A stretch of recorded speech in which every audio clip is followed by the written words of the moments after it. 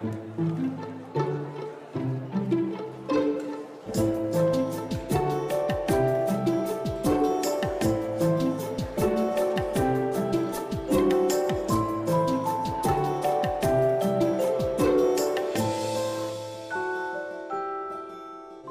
Messieurs, welcome back to the second half of the panel. And that's the French part of the panel, so I don't have to say a lot. No. I would like to please introduce Karen Tayeb. Tayeb, sorry. You're German. No. She's been head of the archive here in the house since 2002 and has published a lot, especially on the deportations from Veldiv. Beaucoup de recherches sur le Veldiv, a fait une exposition avec ce monsieur qui est sur ma droite et elle va nous parler de la lettre retrouvée de Herschmann Strasvogel. À ma droite se trouve quelqu'un avec qui je travaille depuis extrêmement longtemps, je ne me rappelle même plus combien de temps. Je suis maintenant habitué à son comportement abusif. Il s'agit d'un des historiens français les meilleurs sur ce sujet. Bon, il y a aussi des historiens polonais.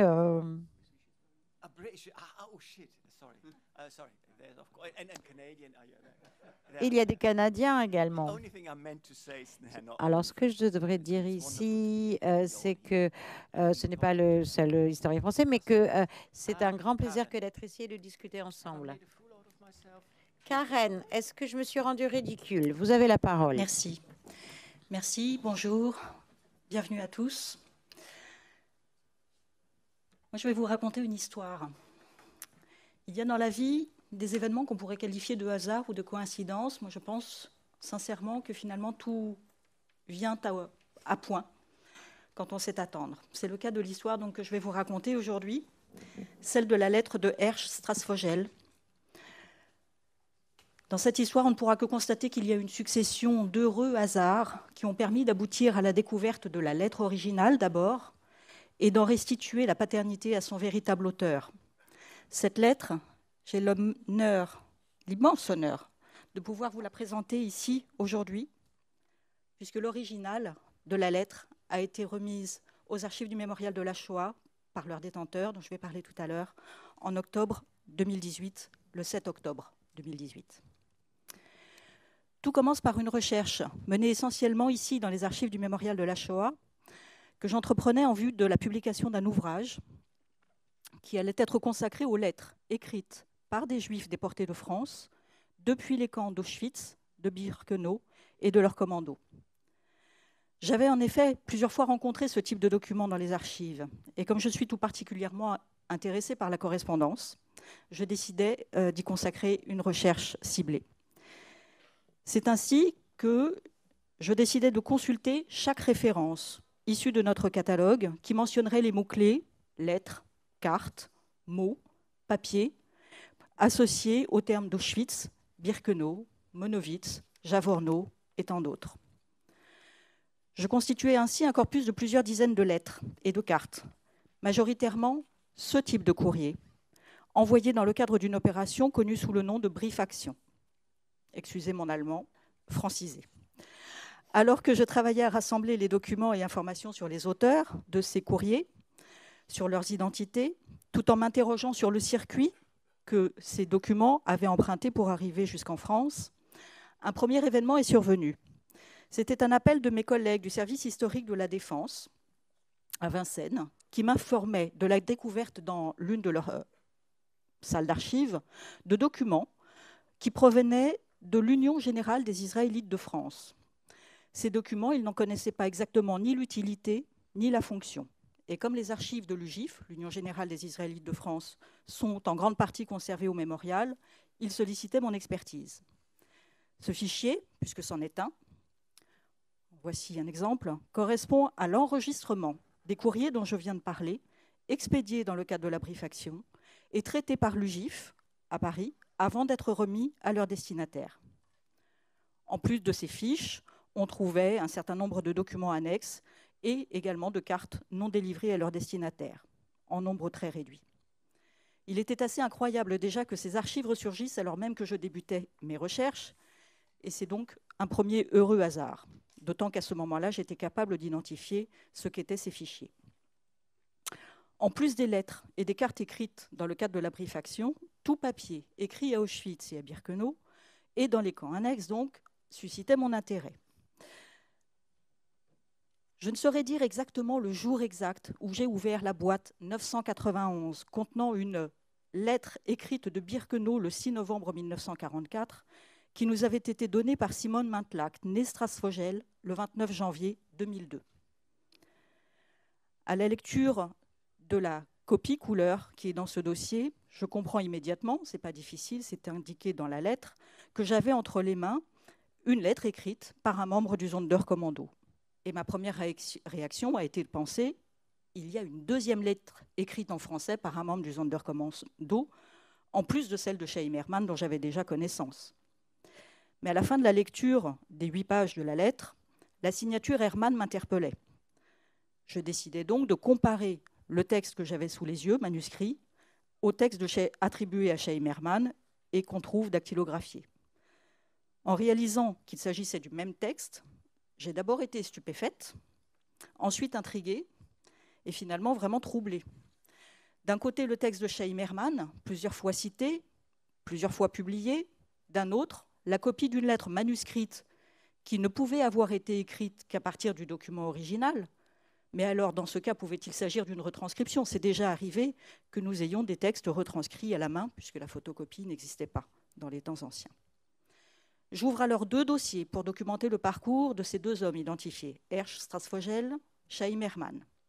Nous sommes alors au tout début du mois d'avril 2018. Ce n'est plus une recherche, c'est une enquête. Et elle commence véritablement. J'essaye de recontacter la donatrice de la lettre de Strasvogel, Simone Mintlack. Malheureusement, Simone est décédée 1 an plus tôt. Grâce à un cousin, j'obtiens le contact des enfants de Simone. Et je salue Laurent qui est parmi nous cet après-midi. J'obtiens donc le contact des enfants de Simone et je les interroge par téléphone à propos de la lettre. Est-ce qu'ils en connaissent l'existence? Est-ce qu'ils en connaissent le parcours? Ils savent qu'une lettre existe, mais ils n'en savent rien ou presque. Ils ne l'ont même jamais lue. Du côté de Chaim Herrmann, il n'y a aucune famille identifiée. Personne à qui se référer. J'essaye alors de comprendre comment, quand, par qui et pourquoi la lettre a été attribuée à Chaim Herrmann. C'est ainsi que sur les conseils d'une chercheuse, Aurélia Kaliski, qui avait été à l'origine d'un précédent colloque sur les Sonderkommando, j'entre en contact avec l'historien allemand Andreas Kilian, le 4 avril 2018. Je l'interroge sur l'attribution de la paternité de la lettre, et Andreas Kilian, qui s'intéresse à l'histoire des Sonderkommando depuis un moment déjà, ses recherches lui ont permis de déterminer que cette attribution à Chaim Herrmann a été faite entre 1968 et 1970 par 2 historiens du musée d'Auschwitz, excusez mon polonais, Jadwiga Bejwinska et Danuta Czech, qui, se basant sur la liste des déportés du convoi 49, ont relevé les occurrences du nom Herrmann, qui apparaissent dans la liste, et en ont conclu que celui qui semblait correspondre le mieux, en fonction de l'âge et de la description qu'il pouvait en avoir, était Chaim Herrmann. On peut penser aujourd'hui que cette démarche est un peu simpliste. Pourtant, jusqu'en 2018, personne ne l'avait jamais remise en cause. Andreas Kilian m'explique qu'il est à la recherche de la lettre originale de Chaim Herrmann depuis plusieurs années, car comme tous, il n'a eu accès qu'à la retranscription qui a été publiée. Pour ma part, et sans certitude encore, sur l'erreur commise sur l'auteur de la lettre, je ne peux pas partager avec lui toutes les informations dont je dispose. Quelques semaines plus tard, je reçois Laurent Mintlack au mémorial. Nous sommes le 16 mai 2018. Après lui avoir de nouveau posé quelques questions sur ce qu'il sait de la lettre de son grand-père, quand sa grand-mère et sa mère l'ont reçue, et surtout, une fois qu'il sort de son enveloppe la lettre originale qu'il avait été retirée du coffre-fort, je lui livre l'histoire de la lettre que j'ai pu reconstituer. Je lui apprends ainsi que la lettre de son grand-père est connue du monde entier, tout au moins du monde des historiens, qu'elle a été partiellement reproduite, souvent citée, plus souvent citée que reproduite d'ailleurs, mais attribuée à un autre homme, Chaim Herman. La somme d'informations transmise ce jour-là est conséquente. J'imagine que ça lui a provoqué une forte émotion. Il me confie néanmoins le document pour qu'il soit numérisé en haute définition. Et il faudra quelques mois pour qu'en accord avec sa sœur jumelle, Béatrice, il fasse le choix de donner le document au mémorial, ce qu'ils feront le 7 octobre 2018. À titre personnel, et avant d'annoncer publiquement que Chaim Herman n'est pas l'auteur de la lettre qu'on lui a attribuée pendant tant d'années, je prends conseil. Je me souviens en avoir parlé à Tal, à Annette, par téléphone. Annette d'ailleurs qui n'était pas étonnée finalement, et qui m'a dit « Rien n'est figé en histoire ». Absolument. Maintenant, il faut que le monde sache. Je propose à France 2 de faire un sujet à l'occasion de la commémoration du 27 janvier 2019. La journaliste commanditée pour faire le sujet, au départ un peu blasée, va découvrir cette histoire incroyable. Et d'une commande de 50 secondes pour le JT de France 2, elle va finalement réaliser 2 minutes 30. Régulièrement encore aujourd'hui, Sophie Brune, c'est son nom, demande des nouvelles de l'histoire de la lettre. Puis c'est une conférence organisée au Mémorial le 3 mars 2019. Le 3 mars, c'est le jour anniversaire du départ du convoi 49, par lequel Hersch Strasvogel et Chaim Herman ont été déportés depuis la France. Laurent et Béatrice sont présents, les petits-enfants de Hersch Strasvogel, Andreas Kilian, moi-même, et un collègue du service historique de la Défense. Et c'est à cette occasion que nous avons une partie du fin mot de l'histoire sur le parcours de la lettre, dont finalement je ne vous ai pas encore parlé. Je vous résume l'histoire. Février 1945, une équipe de la Croix-Rouge polonaise de Cracovie, qui travaille bénévolement dans un hôpital installé dans le camp principal d'Auschwitz I, se rend sur le site de Birkenau. Parmi eux, un étudiant en médecine originaire de Varsovie, Andrzej Zaorski. C'est lui qui va découvrir, parmi les cendres entassées au-dessus des crématoires, près de la voie ferrée, dit-il, une bouteille d'1 demi-litre soigneusement fermée. Zaorski va faire un témoignage en mars 1971 auprès du musée d'Auschwitz. Je le cite. « J'ai ouvert la bouteille et j'en ai sorti quelques feuilles parfaitement conservées de papier à carreaux. Ces feuilles étaient pliées et avaient la forme d'une lettre. Sur la feuille extérieure, qui était une sorte d'enveloppe provisoire, il y avait l'adresse de la Croix-Rouge polonaise. Ce n'est qu'à l'intérieur de la lettre que l'on pouvait lire une deuxième adresse. Cette fois-ci, il s'agissait du destinataire concret en France. Et comme la lettre était pliée et enveloppée dans du papier et ne se trouvait pas dans une enveloppe, je l'ai déroulée et j'y ai trouvé plusieurs feuilles avec un texte écrit à la main en langue française. C'était une lettre adressée à sa femme qui, comme on pouvait l'imaginer en lisant l'adresse, se trouvait en France. L'auteur de cette lettre décrivait son horrible destin et tout ce qu'il avait vécu lorsqu'il avait travaillé dans les crématoires après y avoir été affecté par les Allemands dans l'équipe du crématoire. Il déclarait qu'il serait certainement tué comme l'avaient été tous ses collègues et prédécesseurs affectés au même travail. Il n'avait plus aucun espoir de revoir un jour sa femme. Il lui laissait des dispositions concernant la vie après la guerre. Il lui demandait de ne jamais revenir en Pologne. Ce qui est dit ensuite, c'est que la lettre est remise par Zaorski à la mission française à Varsovie, dont je ne sais toujours pas aujourd'hui ce que c'est réellement, puis qu'en février 1948, le ministère français des anciens combattants remet une copie de cette lettre au musée d'État d'Auschwitz-Birkenau. Le texte commence alors à circuler. Andreas, encore une fois, qui avait dépouillé tout ce qui pouvait l'être sur ce sujet, me fait part de l'avis paru dans le bulletin de l'association française, l'Amicale d'Auschwitz. Nous sommes en janvier-février 1948. Dans ce bulletin, un extrait de la lettre est publié et demande que quiconque pouvant identifier l'auteur ou les destinataires de la lettre se manifeste.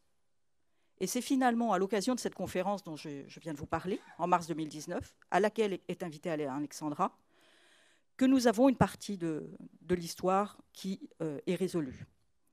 En effet, la lettre est arrivée en France. On ne sait pas exactement par qui ni comment, mais c'est un fait. Elle est en France en 1948, détenue par le ministère des Anciens Combattants. Le ministère s'adresse donc à l'Amicale d'Auschwitz pour retrouver la famille. C'est le petit avis que l'on vient de voir. L'avis publié fait mouche puisque Simone, ou sa mère, se manifeste et la lettre lui est remise. Donc ça, c'est une transcription de la lettre. Et on voit ici, dans la marge manuscrite, lettre originale remise à la famille le 2 mars 1948. Notez encore la date du 2 mars, donc la date de départ du convoi, 49. Alors, vous allez me dire, pourquoi ne l'a-t-on pas su avant? Encore une fois, c'est un ensemble de facteurs. La famille de Hersch, Strasvogel, comme beaucoup, a posé un couvercle sur un traumatisme qui court encore parfois jusqu'à aujourd'hui. La lettre circulait, ils ne le savaient pas. D'ailleurs, personne n'avait demandé à consulter le dossier de demande de titre qui est conservé au ministère des Anciens Combattants, le dossier établi au nom de Hersch Strasvogel. Il n'y avait pas d'ambiguïté sur le sort qui lui était advenu. Un autre facteur, c'est que Chaim Herman était, pourrait-on dire, seul au monde, pas de famille. Personne ne s'est manifesté. On avait bien demandé à consulter son dossier auprès des anciens combattants, mais il n'y en avait pas. Il était célibataire, Chaim Herman, visiblement sans famille en France. Personne n'a fait pour lui les démarches d'obtention du titre de déporté politique. Personne n'a donné d'informations sur sa vie avant, sur son parcours. Et personne n'a pu dire qu'il n'était pas marié, il n'avait pas d'enfant et que ce qu'il écrivait dans la lettre ne pouvait pas lui correspondre. Je vous avoue que le dépossédé de la seule chose pour laquelle son nom était entré dans l'histoire m'a vraiment beaucoup questionné. De Chaim Herman, nous n'avons rien qu'un nom sur la liste. Pas de photo, pas d'écrit, rien, puisque même la carte que Chaim Herman a écrite depuis Birkenau à destination d'un monsieur qu'on n'a pas pu identifier, d'une femme d'ailleurs, Madame Oulazer, qu'on n'a pas pu identifier, la carte n'a pas été retrouvée. De fait, à ce jour, nous ne pouvons même pas affirmer que Chaim Herman a été affecté, comme Hersch Strasvogel, au Sonderkommando de Birkenau. J'ai voulu aujourd'hui vous raconter cette histoire. C'est ma version de l'histoire de la quête de l'archive originale, parce qu'en tant qu'archiviste et non d'historienne, c'est un événement très fort et évidemment gratifiant d'avoir pu participer, à contribuer, à restituer la véritable histoire à cette lettre. C'est gratifiant parce que ça aboutit. Évidemment, je ne vous ai pas parlé du contenu de la lettre, de ce qu'elle nous apprend. Finalement, que cette lettre ait été écrite par Hersch Strasvogel ou Chaim Herman ne change rien aux informations qu'on peut y trouver et qui ont été utilisées depuis de nombreuses années par les historiens et qui le seront encore pour les années à venir. Ce fut une extraordinaire aventure, mais qui laisse aussi quelques regrets. Le plus grand, sans doute, étant d'avoir manqué le rendez-vous avec Simone. Je vous remercie.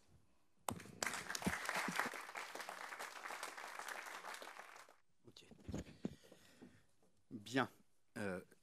Pas facile de prendre la suite après Karen, mais je vais essayer. Dans ce qu'on a évoqué depuis ce matin, et la première intervention, c'est celle de Piotr Siwinski et d'Annette Wieworka, c'était notamment le cas dans la moitié de panel précédente. Il y a la question du Sonderkommando, et c'est apparu à travers notamment les différents documents qui ont été présentés, ceux du musée d'Auschwitz, comme les 2 témoignages qui ont été évoqués. Et d'ailleurs, Igor Bartoszy qui est très largement revenu dessus sur les représentations qui biaisent la compréhension du Sonderkommando. Et c'est sur ce point-là que justement j'aimerais essayer d'apporter ma pierre à l'édifice et d'une certaine façon entrer en résonance avec ce qui a été évoqué depuis ce matin. Et alors, de manière intéressante, mais en fait c'est juste un détail, de manière non coordonnée, à peu près tous les intervenants qui ont montré une vue aérienne d'Auschwitz montrent toujours la même, celle du 23 août 1944, où on peut voir la colonne de fumée qui s'échappe depuis l'arrière du bunker, du crématoire 5.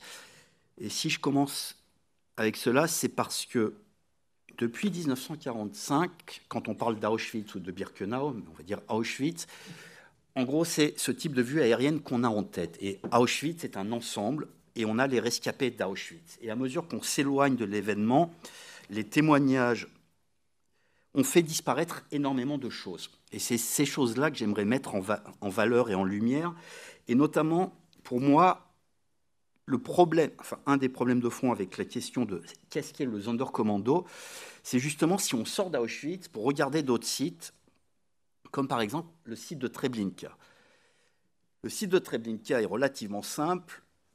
Tous les Juifs qui y rentrent, ils meurent. La seule exception sont ceux qui sont maintenus en vie avant d'être ensuite assassinés. Et on connaît, grâce à des témoignages, notamment livrés par des révoltés qui ont réussi à survivre, que régulièrement, certains étaient tués et que dans les nouveaux transports, on en sélectionnait d'autres. Par exemple, le témoignage de Gil Reimann en parle très explicitement, mais comme d'autres rescapés qui ont témoigné dès Nuremberg et ensuite au fil des procès, celui d'Eichmann qu'on a évoqué à plusieurs reprises, le procès de Treblinka en Allemagne, etc., etc. Ça, c'est le centre de mise à mort de Treblinka, ça, c'est Birkenau. Et c'est là où il y a un problème. C'est que tous les rescapés du centre de mise à mort de Treblinka sont vus de la même manière. On ne voit pas de différence entre Gil Reimann et d'autres qui auraient travaillé dans la zone de mort. Et c'est justement là où il y a quelque chose qui est très particulier. À Auschwitz, les SS ont créé un groupe qui est dédié à la zone de mort, le Sonderkommando, et nous avons perdu de vue que les autres qui travaillent dans l'équivalent de ceux-là ne sont pas appelés Sonderkommando, mais travaillent dans tout un ensemble de commandos et qui ont été évoqués à travers notamment les archives qui ont été montrées, dans tout un ensemble de tâches qui sont directement connectées à ce qui, au final, est l'assassinat. Avec un point qui est fondamental, quelle que soit la catégorie de prisonniers, y compris le Sonderkommando, ils n'ont rien à voir avec l'assassinat, ce sont les SS qui tuent.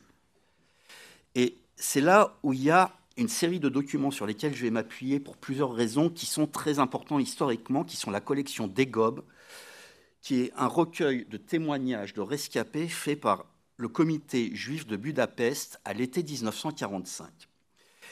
Alors, il ne s'agit pas des seuls témoignages immédiats, il y en a eu à peu près partout, notamment en France. Mais cet ensemble-là est très important, d'abord numériquement, il y a plusieurs milliers de témoignages. Ensuite, il a été fait selon une grille, un questionnaire, qui fait qu'on retrouve énormément de questions qui ont été par ailleurs, je me permets un jugement, mais très bien pensées. Et dans ces témoignages, on a une parole qui est quasiment immédiate au moment de la libération pour les rescapés.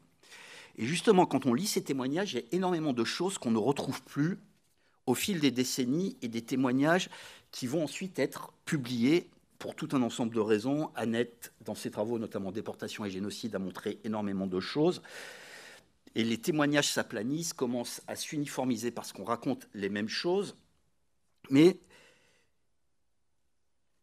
parmi mes marottes, il y a la question de la topographie et de la manière dont ceux qui sont enfermés à Birkenau, donc à Auschwitz, vivent leur détention. Et il y a quelque chose de très intéressant qui apparaît dans les questionnaires d'Egob. D'abord, dans cet ensemble-là, quand on les lit successivement, quand le Sonderkommando est évoqué, il n'y a pas d'image négative du Sonderkommando. Ensuite, parmi ces témoignages, il y en a un qui a été rédigé par un médecin rescapé de Hongrie qui s'appelle Nishli. Et son histoire, telle qu'il la livre à ce moment-là, n'a rien à voir avec ce qu'il va raconter ensuite. Il y a énormément de différences. On voit que par la suite, ça a été dit, mais il faut le redire, il a menti. En fait, Nishli a d'abord été envoyé à Monowitz avant d'être renvoyé ensuite à Birkenau, etc., etc. Donc on est face à des documents qui présentent les choses à chaud. Ensuite, dans cet ensemble, il y a des choses qui apparaissent, notamment quand les rescapés évoquent leur détention. Et vous pouvez voir cet extrait où une femme explique qu'elle a été transférée du camp A, ce qu'on appelle nous aujourd'hui le camp des femmes, à un endroit qu'elle appelle Brejinka, où se trouvaient des entrepôts. C'était une place enviable, etc., etc. Or, c'était rappelé tout à l'heure par Igor Bartosik, les Sonderkommando ont été pointés du doigt justement parce qu'ils auraient bénéficié d'un ravitaillement qui aurait été bien meilleur, de conditions de détention qui auraient été beaucoup plus acceptables. Or, vous voyez que cette femme qui, en fait, a été envoyée travailler au Canada, explique que travailler au Canada fournissait de bien meilleures conditions. Donc, si on met en regard à ce qui est reproché aux Sonderkommando, elle, en tant que rescapée du Canada, et tous les historiens qui travaillent sur Auschwitz le savent, le Canada est un endroit tout autant enviable d'un point de vue, et la capture d'écran de la zone grise est à cet égard édifiant, comme si eux pouvaient faire des repas avec des chandelles, en exagérant, alors que l'un dans l'autre les conditions dans lesquelles se trouvent des deux côtés des barbelés, ceux du Canada et ceux du Sonderkommando en matière de ravitaillement, sont sensiblement identiques. Et vous pouvez voir 5 crématoires, autrement dit chambres à gaz, travaillées à proximité de Brzezinka. En fait, les prisonniers, quand ils sont détenus, font une distinction fondamentale entre le camp et ce qui se trouve à l'extérieur du camp. Le camp, c'est Birkenau. Ce qui est à l'extérieur du camp est désigné avec le nom polonais du site, même s'il est mal orthographié quand on regarde les témoignages hongrois, mais ce ne sont pas les seuls à évoquer Brzezinka. Ils écrivent Brzezinka, Brzezinka. Ils le connaissent phonétiquement, mais ils parlent toujours de la même manière. Vous avez ici un ensemble où il y a quasiment une vingtaine de femmes. Alors, les témoignages sont disponibles en ligne, mais les Hongrois les ont anonymisés, mais vous avez les numéros de matricule. Vous avez une quinzaine de femmes qui disent toutes, à part 3, nous avons toutes été envoyées à Brzezinka. Je n'ai pas juste été chercher un témoignage où quelqu'un parle de Brzezinka, tout le monde parle de Brzezinka. Quand on est envoyé à Brzezinka, c'est soit qu'on travaille au Canada, soit qu'on travaille dans les chambres à gaz. Donc il y a vraiment une différence topographique entre le fait d'être détenu dans littéralement le camp de détention pour les prisonniers ou alors à l'extérieur du camp, là où se déroule la solution finale telle qu'elle est pensée par les SS. Et la solution finale telle qu'elle est pensée par les SS à Auschwitz se fonde sur 3 endroits.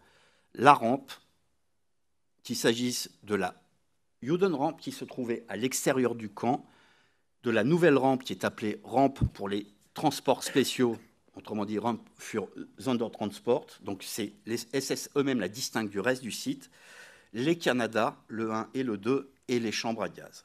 En fait, vous pouvez voir que, y compris en matière administrative, vous avez ici une prisonnière qui dit « Au début, j'étais dans un commando extérieur, au Kommando, et ensuite, j'ai été envoyé à Brzezinka, où j'étais à proximité des crématoires. » Mais en plus, et justement, c'est quelque chose qu'on a sous les yeux depuis des décennies avec les photos de l'album de Lily Jacob.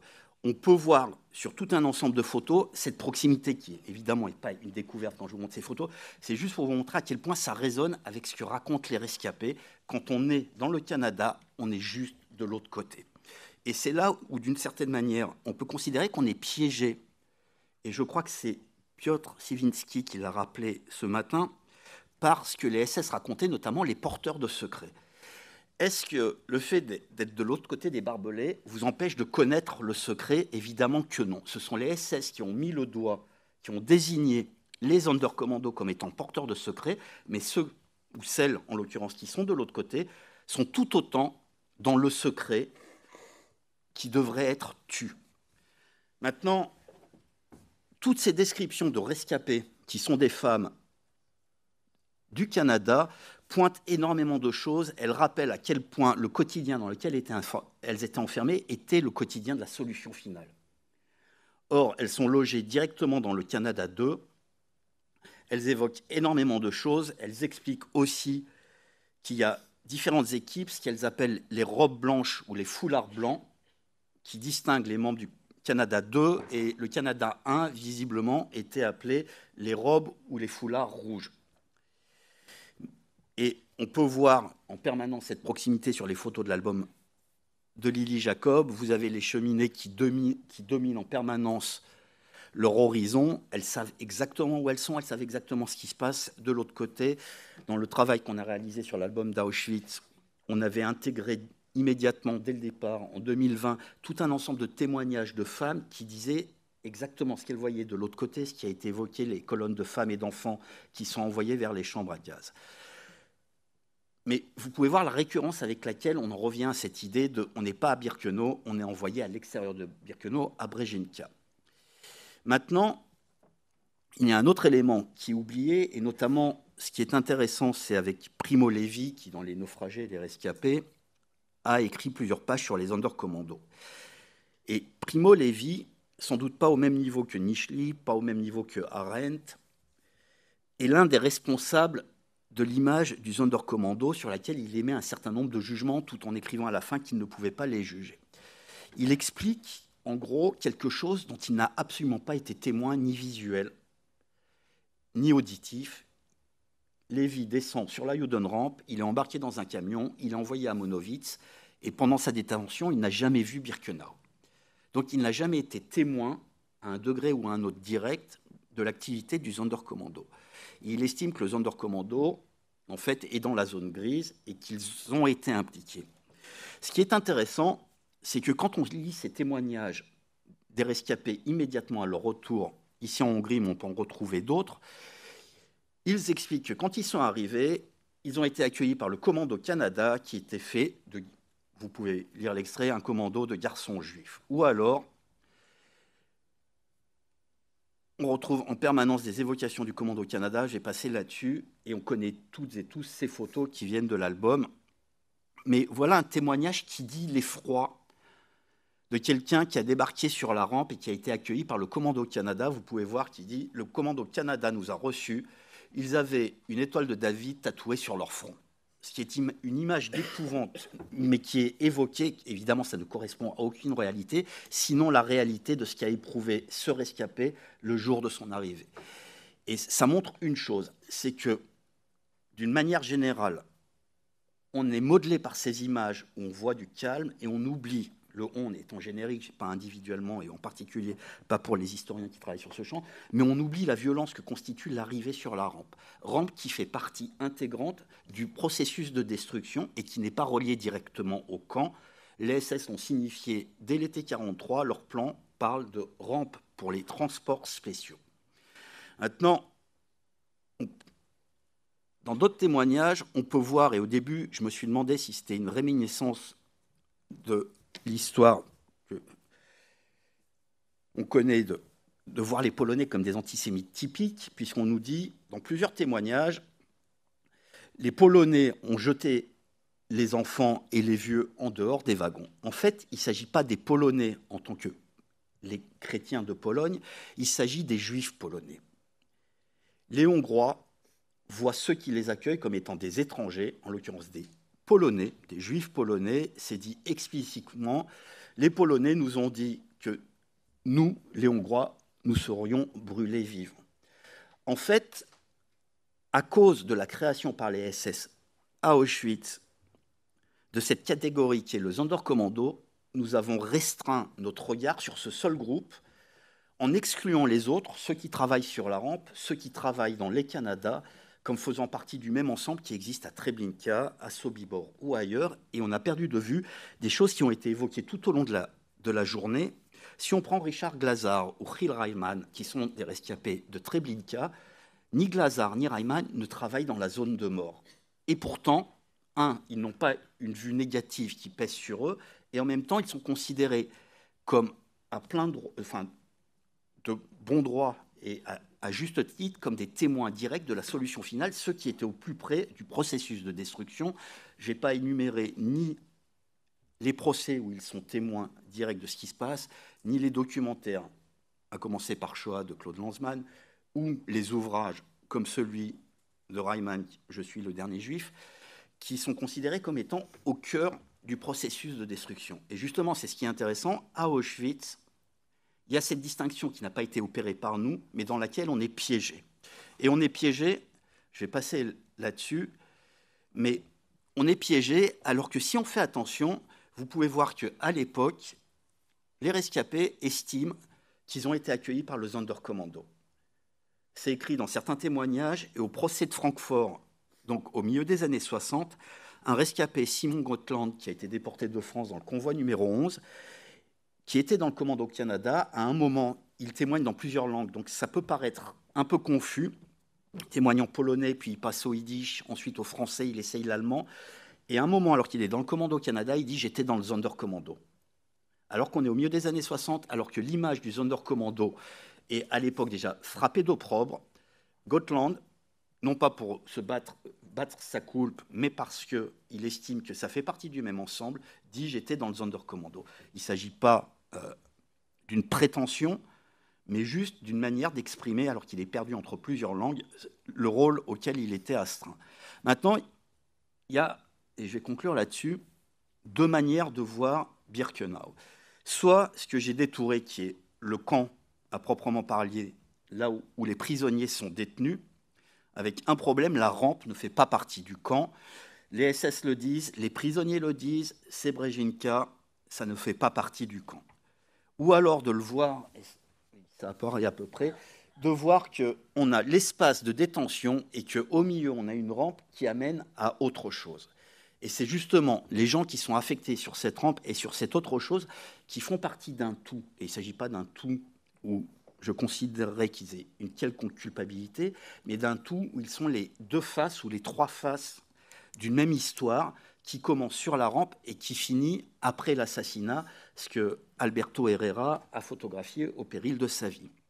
Et c'est justement là où on devrait, le on étant nous les historiens, réfléchir à la manière dont les SS nous ont imposé leur vision des choses et de ce fait nous ont lestés, nous ont obligés à rester dans des catégories qu'eux ont inventées, mais qui ne sont pas celles ni vécues par les prisonniers et les rescapés, ni par ceux qui étaient sur le site. Parce que quand on compare les témoignages des uns et des autres, ceux qui travaillent sur la rampe ou les femmes des Canada et les rescapés du Sonderkommando ou les témoignages enfouis, il y a énormément de points communs. Évidemment que leur tâche n'est pas la même, mais les réalités auxquelles ils sont confrontés se recroisent à énormément d'endroits et dans énormément de points. Et ils sont en connexion les uns avec les autres quasiment en permanence. Je vais m'arrêter là en vous remerciant.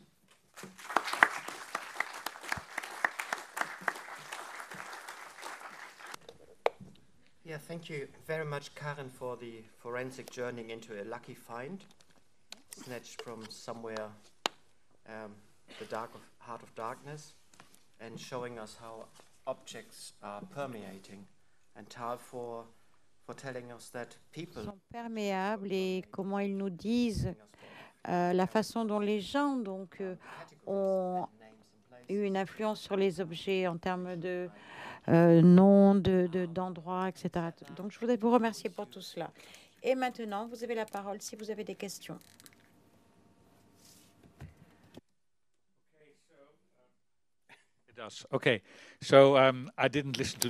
Je n'ai pas écouté la traduction. J'ai essayé de faire l'effort d'écouter le français. J'enseigne dans une école d'architecture. Nous éduquons des professionnels, nous formons des professionnels, notamment sur la façon dont on peut gérer donc un bureau d'architecture. Il y a une leçon fondamentale. Si vous êtes dans un bureau d'architecture de 6 à 7 personnes jusqu'à 16 personnes, donc il y a un type de caractère, un type de forme. Si vous avez dans un bureau de 35 personnes et au-delà, c'est totalement différent. Même si les gens font la même chose, les fonctions sont différentes et la profession des architectes souvent ne survivent pas à la transition de passer de 15 membres du personnel à 35 personnes, en 35 membres du personnel. Et la plupart du temps, en fait, l'entreprise fait faillite parce qu'il y a beaucoup de choses qu'on ne réalise pas. Galiléo a parlé de cela il y a 400 ans, à savoir si un organisme devient plus grand, les lois de la nature qui s'appliquent sont différentes. Et je pense que l'un des problèmes que l'on peut regarder ici, c'est que Treblinka, par exemple, et la relation entre les personnes qui étaient dans la zone de la mort et les personnes qui étaient dans la zone Canada à Treblinka, c'est une organisation extrêmement beaucoup plus petite que celle de Birkenau. Et donc, les lois de la nature telles qu'elles s'appliquent, notamment donc au Sonderkommando Arbeitsgruppen, si vous commencez à comparer cela à Birkenau, du fait de la différente échelle de Birkenau, vous comparez des poires et des oranges. Et donc, il se peut qu'il serait bon de consulter quelqu'un qui a comparé ces différentes organisations et qui puisse dire, OK, ça peut être une situation comparable, mais dans une situation où tous les historiens ignorent une partie de l'organisation qui, dans le cas de Treblinka, est reconnue comme faisant partie de l'histoire, mais à Auschwitz, ce n'est pas le cas. Est-ce que vous pouvez demander à un spécialiste, alors, lorsque les compétences changent dans l'organisation, est-ce que vous pouvez fournir une explication? Je pense qu'il s'agit d'un point de vue intéressant. But two things. The Deux first thing choses. is we have testimonies from Tout d'abord, Treblinka nous showing avons that des témoignages de there's a Treblinka huge qui strict montrent separation between the qu'il y a zones. une énorme The death séparation zone entre les does deux not zones, communicate or hardly que les deux zones with ne the, communiquent let's call it, pratiquement Canada pas zone. That's the first avec la thing. zone Canada. The Ça, c'est second la thing, première chose. it's La not deuxième chose, apple and oranges ce n'est pas des pommes et that des the oranges fruit qu'on you compare, enjoy. ou quel que soit le fruit que vous There's citez. something, sorry, which is not right. Il y a Yes, quelque chose qui ne va pas là. Oui, becoming Birkenau, bigger and bigger. ça grandit de plus en Killing plus, centers, mais les centres de is tuerie shrinking. rapetissent. But the ramp is getting inside, La rampe, en next to the fait, gas chambers. est de plus en plus à l'intérieur, à côté de la chambre à gaz, et la zone Canada qui était en 1942 de l'autre côté de la gare ferroviaire est maintenant à l'intérieur de Birkenau. Et les personnes qui marchent dans la zone Canada sont de l'autre côté des barbelés où vous avez le sondeur commando. Donc, non, ils sont aussi proches que les personnes à Treblinka et des deux côtés de la zone, en fait. Donc, je ne dirais pas que ce n'est pas la même chose. Et en fait, est-ce que le sondeur commando,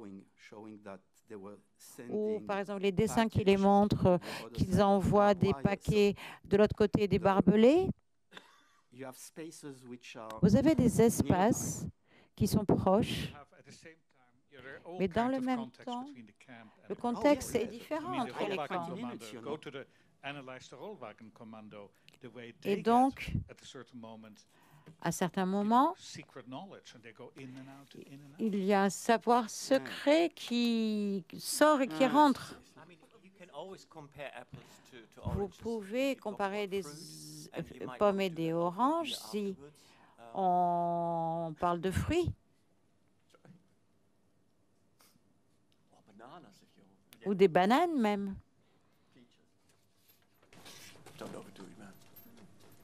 Anything else? Right, I have a comment, and I'm going to start saying it and hope it turns into a question. It is short, yeah. So, I mean, I think one of the things that's really Je pense que valuable l'une des choses qui a beaucoup de valeur lorsqu'on identifie l'ordre dont vous parlez, et vous parlez de Strasbourg aussi, Marcel Najeri écrit sur Strasbourg dans ses témoignages en tant que survivant. Donc, oui, je peux en faire une question. Il me semble que ça a beaucoup de valeur. Et dans le témoignage de Najeri,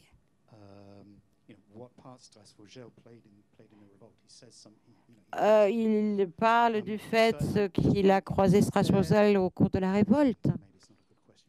Non, ce n'est pas une bonne question. Je pense que vous avez dit qu'il y a quand même pas mal de conséquences dans l'identification de l'auteur comme Strasbourg. Il me semble qu'il s'agit d'une conséquence ici.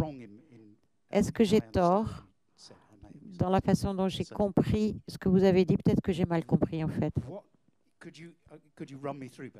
Est-ce que vous pouvez me le dire? Quelle est la conséquence d'identifier Strasbourg comme l'auteur de cette lettre? De lui rendre la paternité de la lettre, la conséquence? Oui. Je pense que la plus importante, c'est d'abord une question de vérité. Enfin, il est l'auteur de la lettre et c'est extrêmement important, évidemment, pour la famille, bien entendu. Encore une fois, au niveau du contenu, ce que nous imprend la lettre, les informations, les personnes qu'il cite, comme la Hannah, Cohen et d'autres, ça ne change rien. Que ce soit Shai Merman ou Strasvogel, la lettre est la même. Elle est tout aussi intéressante. Mais ça montre aussi, c'est Annette ce matin qui citait Marc Bloch, qui parlait des erreurs du témoignage. Là aussi, c'était intéressant de comprendre d'où venait l'erreur. Rien n'est acquis. Il faut toujours, en histoire, enfin, encore une fois, vous, historiens, vous savez, il faut reprendre les documents, les relire, les critiquer avec la connaissance qu'on a acquis depuis. Ça me semble fondamental de lui rendre la paternité de la lettre à Strasvogel, mais fondamentalement, en termes de contenu et pour l'histoire, au vu de l'histoire, ça ne change pas grand-chose. Encore une fois, de par le contenu, mais c'est important. Encore une fois, je l'ai dit aussi, chez Heimermann, on lui a retiré la seule chose pour laquelle il était connu. De fait, pour lui, on n'a rien. On n'a plus rien, même pas une lettre. Mais ils sont des milliers, malheureusement, dans ce cas. Bonjour, j'ai une question pour Tal et pour Karen Tayeb. C'est une question pour Tal sur les représentations Tal Brutmann, sur les représentations qu'on a du Sonderkommando. D'où vient, à ton avis, les représentations, à votre avis, que l'on a sur le Sonderkommando, sur le fait en particulier, je relisais le témoignage de Paul Blendel, qui est un témoignage qui date de 1946, où on a aussi le nombre des Sonderkommando, c'est-à-dire que Paul Blendel dit que les Sonderkommando étaient régulièrement éliminés, qu'au bout de 3 mois, les Sonderkommando étaient tous liquidés. Or, visiblement, c'est une idée fausse, alors même que Blendel était dans le Sonderkommando. Et il y a une autre idée fausse également qui apparaît dans le témoignage de Strassvogel. Strassvogel dit de manière très très claire qu'au début, il a souffert d'une faim formelle et que ce n'est qu'à partir du mois de mai 1944, donc lorsqu'il a été, affecté au crématoire, c'est-à-dire lorsqu'il a cantonné dans les crématoires, lorsqu'il a logé dans les crématoires, qu'à ce moment-là, il a commencé à mieux manger. Donc moi, je voudrais savoir d'où viennent ces fausses représentations que l'on a eues sur les membres du Sonderkommando, à votre avis. D'abord, et là, Igor Bartosik l'a évoqué, l'histoire des 3 mois, Igor l'a montré ce matin, elle est fausse, et il suffit juste de réfléchir 2 secondes. Tous les grands témoins, ils sont restés pendant plus d'1 an, ou 1 an et demi. À part les rescapés grecs et Dov Paiskovic, tous les grands noms qui sont connus sont des gens qui ont été intégrés dans le Sonderkommando en 1942, qu'il s'agisse de Philippe Müller, enfin, ils ont été évoqués ce matin. Donc déjà, l'histoire des 3 mois, elle ne tient pas. Ça, c'est le premier point. Le deuxième point, j'ai laissé ça de côté, dans les témoignages d'Egob, tous les Hongrois disent le Sonderkommando, ils étaient renouvelés tous les 3 mois. C'est une rumeur qui court dans le camp. Le camp, et ça a été rappelé notamment par Piotr Siwinski ce matin, c'est une ville de plus de 100 000 habitants.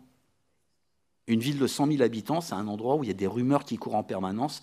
Quand vous êtes détenu au camp de la quarantaine, vous n'avez aucune idée de ce qui se déroule au so-called, le soi-disant hôpital qui est de l'autre côté.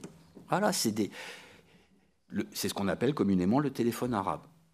Et donc, je sais qu'on me l'a dit, c'est tous les 3 mois. Que quelqu'un qui soit dans le Sonderkommando l'ait cru aussi, en fait, ça dit juste la réalité d'une manière dont une information devient une réalité, y compris pour les gens qui sont concernés, et qui est un phénomène ultra courant. Par contre, je ne sais pas si dans le courrier de Strassvogel, ce que tu pointes est faux. Quand Strassvogel dit qu'il a attendu d'être affecté au crématoire pour pouvoir manger correctement, on a d'autres témoignages, je ne sais plus dans lequel, mais il y a énormément de témoignages de Sonderkommando qui sont recueillis par les autorités polonaises en 1945-1946. Et on retrouve la même chose qui est dite, notamment, ils ont dû attendre l'arrivée de certains convois, notamment les convois de Hongrie, pour avoir de la nourriture. Donc voilà, c'est la même chose. Moi, je ne crois pas que ce que Strassvogel dit est faux. Je pense qu'il évoque une réalité qui est que ça doit être chez Rudolf Verba, il écrit qu'il a entendu la rumeur de la déportation des Hongrois parce que les SS disaient qu'ils allaient recevoir du salami. Ben oui, mais parce que les Hongrois allaient être déportés avec de la nourriture qui vient de Hongrie, autrement dit du salami. Voilà, donc c'est la question de la nourriture. Mais Piotr, vas-y. D'un côté, au début, le Sonderkommando ne mangeait pas vraiment mieux que les autres. Mais à un certain moment, il y a eu quand même une différence. Elle n'était pas telle que montrée dans le film, telle que Igor l'a montré. Néanmoins, il y a eu une différence. Ceux qui entraient dans le Sonderkommando soit refusaient de travailler, soit se suicidaient d'une manière ou d'une autre. Néanmoins, il y a quand même eu certains postes là-bas qui demandaient, je veux dire, une pratique arracher des dents en or, etc., etc. Et parce que le travail était beaucoup plus difficile et que la tentative de suicide était certainement plus haute, leur nourriture était un tout petit peu meilleure, et ça beaucoup le disent. Hein. Même chez Gideon Greif, on retrouve cela par moment, mais ce n'était pas des faits comme ça. Hein. Je dirais, il faut pas le voir de cette manière-là. Et puisque j'ai le micro, pour ce qui est de Treblinka, moi, je crois que si on fait la comparaison des deux, parce que l'envergure d'une entreprise, ce n'est pas uniquement le nombre de personnes, c'est aussi le nombre de travail qui est fait. Treblinka est l'arrière de Birkenau, ce que Tal a très justement séparé, donc la machine de mise à mort. Les deux, je veux dire, ont pris la vie à peu près 900 000 personnes. Sauf qu'à Birkenau, donc je parle de ceux qui ont été sélectionnés à la mort directe, hein, sauf que ces 900 000 personnes à Birkenau, il a fallu 2 ans et demi. À Treblinka, il a suffi de 13 mois. Donc je ne pense pas que c'est l'envergure du projet ou l'énormité du travail qui fait ça. Je pense que tout simplement l'existence du camp de concentration à côté de la machine de mise à mort a permis donc au SS de donner des rôles un peu différents. Je veux dire, les femmes qui travaillaient au Canada pouvaient être logées au camp des femmes, etc. Je veux dire, l'infrastructure était plus grande, étant donné qu'il y avait d'autres fonctions qui pouvaient être distribuées. Néanmoins, il faut aussi différencier, j'en reviens là sur les Sonderkommando avec la seconde idée que j'ai oubliée tout à l'heure, ceux qui étaient logés en haut dans le 2 et dans le 3, donc qui en hiver ont eu plus ou moins chaud, et ceux qui étaient logés quand même dans des baraques normales en bois, là aussi c'était des conditions qui étaient différentes. Et puis surtout, parce que bon, les SS avaient toujours peur que les Sonderkommando, dans les habits qu'ils trouvaient dans la salle de déshabillage, trouvent de l'or, des bijoux, des monnaies, etc. En général, ils leur laissaient prendre, je ne sais pas, un peu de nourriture, une pomme ou quelque chose qui était dans les habits. Ça aussi, certains le disent de ce qu'ils ont décrit après. Mais ce qui était clair, c'est qu'ils ne pouvaient pas prendre des choses de valeur. Donc là aussi, il y avait une source d'alimentation supplémentaire. Ce n'était pas uniquement la présence toute proche du Canada, mais aussi donc ces habits trouvés dans les salles de déshabillage. Une question pour toi, Tal. À Treblinka et à Sobibor, la révolte, elle concerne les deux parties, on va dire la partie haute et la partie basse du camp. C'est plutôt, si on généralise, le Canada qui, quand même, prend le lead. Pourquoi à Auschwitz-Birkenau, le Canada, pourquoi c'est pas la même configuration? Alors, merci pour ta question, parce que ce matin, dans l'introduction, il y a un truc que j'ai laissé de côté pour ne pas perdre trop de temps, vu qu'il nous reste un peu de temps, je vais en profiter. Parmi toutes les choses qui ont été évoquées, il y a le fait que et Piotr en a parlé ce matin sur les commémorations, la révolte de Sobibor, celle de Treblinka, elles sont célébrées. Il y a même un téléfilm qui a été consacré à la révolte de Sobibor, et ils sont vus à juste titre comme des héros. Pardon, Annette? Oui, mais je parle de fiction. Oui, non, mais les documentaires, c'est autre chose. Alors que le Sonderkommando, malgré la révolte, il y a toujours cette image négative. Eux aussi se sont révoltés, et malgré tout, Piotr l'a dit tout à l'heure, la commémoration est récente. Et donc déjà, il y a ça. Ensuite, sur la révolte, et justement, ça montre les problèmes de ce que j'évoquais avec Robert Yann, c'est qu'au moment de la révolte de Treblinka, ceux qui sont dans la zone de mort, en fait, ils ne vont pas pouvoir être avertis assez vite. Donc ils ont beau être juste à côté, ils ne peuvent pas participer immédiatement. Et après, pareil, Piotr vient de le rappeler, Auschwitz, c'est la particularité d'avoir les deux structures, le centre de mise à mort et le camp de concentration. La révolte du Sonderkommando, il y a aussi des femmes qui y participent. Les explosifs qui arrivent de l'usine de munitions, c'est des femmes. Donc effectivement, ce n'est pas le Canada, mais c'est des femmes qui font partie d'une autre unité. Donc pareil, c'est pas étanche, c'est pas juste le Sonderkommando. Le Sonderkommando sans la poudre, ils ne peuvent pas se révolter. Donc ils sont inscrits dans leur environnement, justement. J'aimerais rajouter quelque chose. Bon, à Treblinka ou à Sobibor, quand même la majorité des Juifs qui y travaillaient, c'était des Juifs polonais.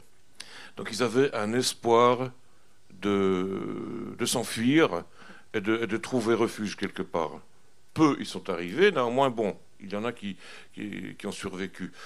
À ce qui a longuement, on en retrouve des sources dans ce qui nous a été reporté par les survivants du Sonderkommando de Birkenau, ce qui a pendant longtemps bloqué en fait cette révolte, c'est qu'il y avait des Juifs polonais qui voulaient s'enfuir, et pour eux c'était ça le but de la révolte, s'enfuir. Et il y avait des Juifs de Hongrie ou de Grèce pour lesquels, je veux dire, une évasion, ça ne changeait rien. Ils ne parlaient pas polonais, ils ne parlaient pas allemand, ils ne parlaient même pas le yiddish parfois, pour les Grecs. Aucune chance de rentrer chez eux. Donc pour eux, le premier but n'était pas de s'enfuir, mais de détruire les crématoires. Et cette discussion-là a duré, on le voit bien, ça nous est raconté.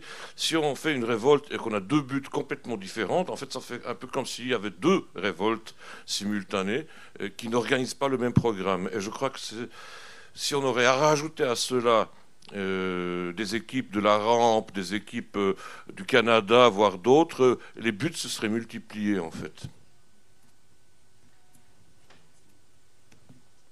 Oui, il y a aussi la date de la révolte, 1 an après les autres, et alors que l'Europe est déjà libérée. Mais c'est pas ça, je voulais vraiment poser une question. À entendre Tal et à revoir les photos de l'album, on a l'impression qu'on a un commando qui est fait de 2 parties. Je parle du Canada. 2 parties, une partie féminine, donc il y aurait au tri que des femmes, et une partie à la rampe où il y aurait que des hommes. Est-ce que c'est le biais des photos qui nous fait penser ça, ou est-ce qu'il y a vraiment cette séparation très stricte par sexe? Alors, au moment où les photos elles sont prises, cette séparation elle est très stricte. Par contre, il y a des témoignages qui montrent qu'il y a des femmes qui ensuite ont été affectées au nettoyage de la rampe. Il y a notamment, j'ai oublié son nom là, un des premiers témoignages qui s'appelle en anglais Five Chimneys. L'Angel, ouais. Elle explique qu'elle a été affectée au nettoyage de la rampe après le départ des transports. Donc on a une femme qui explique avoir travaillé, alors que quand on regarde les photos, il n'y a que des hommes. Même chose pour le Canada, il y a des témoignages d'hommes qui expliquent qu'ils ont été affectés au tri. Alors que si on se fonde juste sur les photos en mai et juin 1944, on voit que des femmes. Donc je pense que c'est un biais de l'image et que, en fait, avec les mouvements, les affectations successives, et ensuite il y a l'arrivée des Juifs de Łódź, de Litzmannstadt, qui font qu'il y a encore des afflux massifs, il y a encore des modifications qui sont faites, et je pense qu'on est vraiment pris dans les photos parce que les photos nous montrent, on a cette représentation. Sinon, ça voudrait dire que Olga Langiel, elle ment, ce que je ne crois pas, et que les hommes que j'ai lus expliquant qu'ils ont participé au tri dans le Canada mentiraient, ce que je ne pense pas non plus. Ça n'explique pas pourquoi on aurait autant de faux témoignages sur des questions qui sont, après tout, pas si importantes. Que des gens expliquent qu'ils sont dans tel ou tel commando pour omettre un commando qui aurait été moins glorieux, entre guillemets, ça existe. Mais là, au contraire, on a des gens qui nous expliquent qu'ils étaient dans des commandos très particuliers. Donc je leur accorde plutôt... Je leur accorde ma confiance. Ouais.